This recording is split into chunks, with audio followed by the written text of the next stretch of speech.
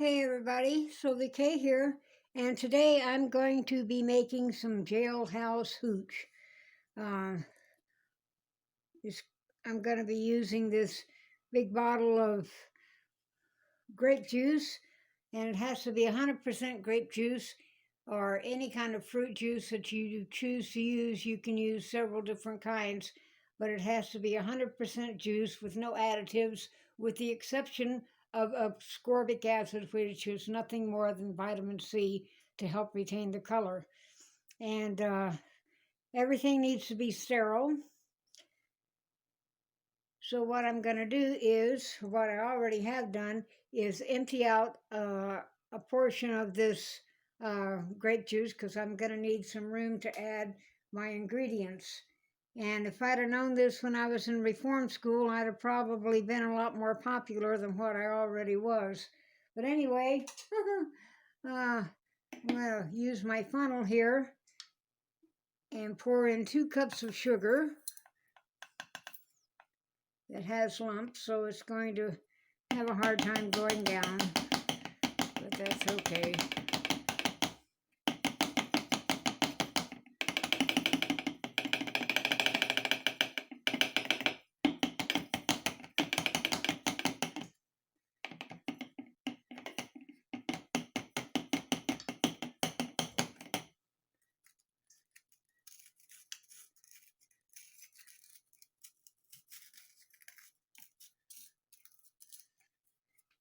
Get the rest of this poured in here. Now I've got my sugar in here, so I'm going to put this lid back on, and I'm going to shake this up really good to dissolve all the sugar. And the reason why I call this jailhouse hooch is that because generally when you're in jail, inmates get boxes of fruit juices and generally an apple or some kind of fruit, and they stash it in their room long enough until they've got enough stuff to make some booze with.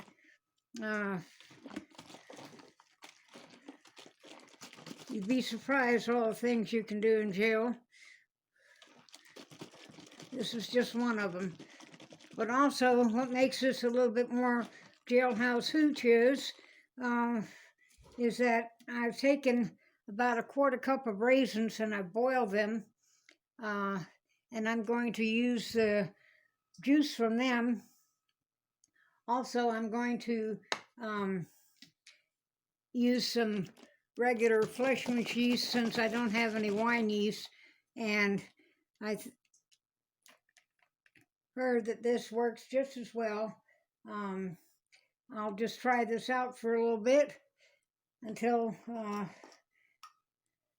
I see how my batches come along, and it's just an easier way to start a little home brewing system without buying all the extra gadgets and everything. But what I did buy is I bought an airlock, and these are pretty cheap. I got them on Amazon, but you don't need an airlock to do this.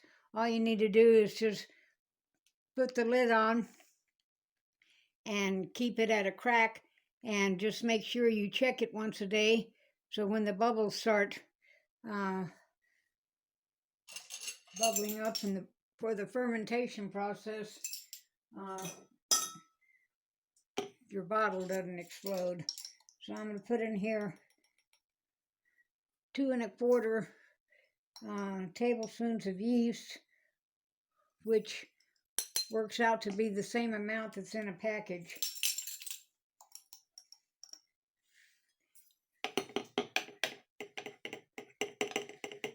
And I'm going to shake that up really good too.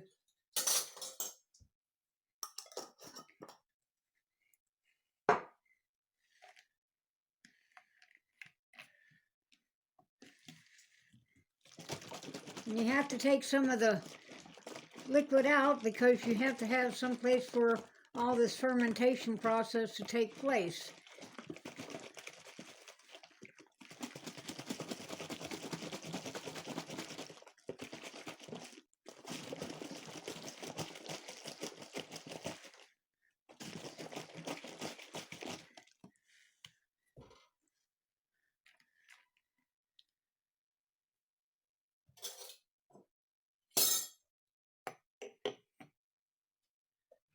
right now I'm just gonna pour in my raisins that I have, about a fourth cup of raisins that I just barely covered with some water and brought it up to a boil. Then I took a fork and I mashed all the raisins really good to get all the juices out. And the reason why using raisins, and you could use dates, and I don't see why you couldn't use prunes either. In this, you're getting the natural yeast sugars that's in the fruit itself, so that kind of makes up for the difference between bread yeast and wine yeast.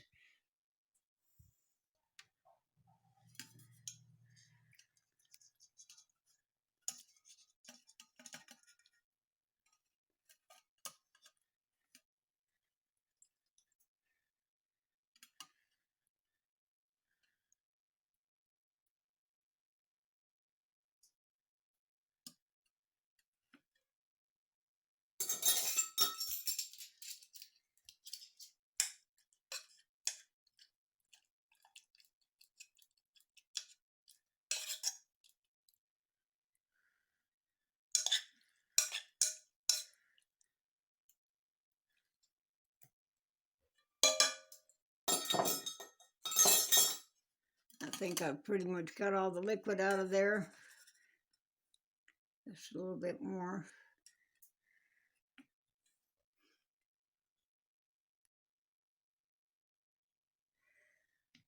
Another good reason to start making your own wine at home is that,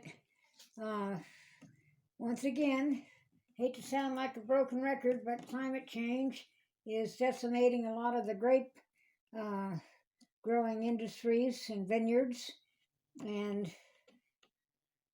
wine is just getting more and more of an expense. So I'm not a real big wino, but I do partake in alcoholic beverages.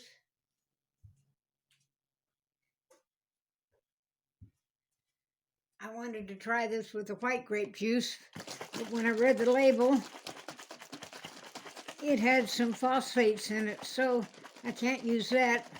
But when I go grocery shopping again, I'm gonna look to find me some more juices. I want to try this with some pineapple juice, some mango pineapple juice and stuff.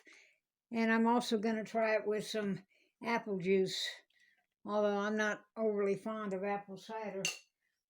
So now that I've got this shook up really well, I'm going to put this down here, make sure it's really tight. You don't want any air getting in. You don't want bugs or any other yeast that are in the air to get in here. And this will allow this to release the carbon dioxide that's produced from the yeast process, the fermentation process. And so I'm going to go and put this in my closet, even though it's not extremely warm in there.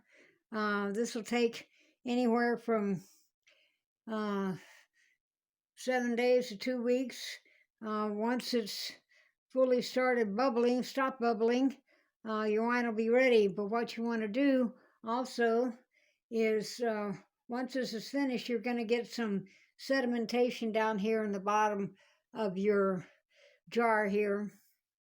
And so you want to decant this and just pour it off very slowly into another vessel.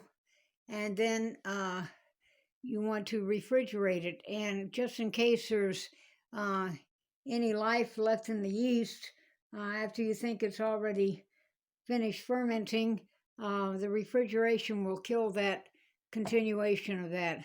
So that's my short little video today.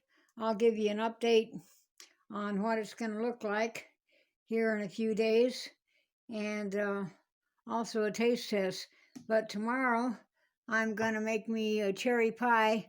I did a video on it once before, but doesn't seem like very many people paid attention to it, so I'm going to do it again. And in case anybody doesn't know it, these cans of cherries here are, at least here in Hawaii, have always been pretty darn expensive. This is Oregon brand cherries, red tart cherries packed in water, and I have never ever bought a can of homemade or pre-made pie mix in my life, not for apple pie, not for anything, not for blueberry or whatever. So I will make a video tomorrow on my pie and how I make it from scratch, and guaranteed it's a lot healthier for you than what you're going to get in a can. So anyway, I'm going to go put my jug of hooch up and get busy doing something else. So meantime, I hope everybody's well. Don't forget to subscribe, and I'll see y'all later. Bye-bye.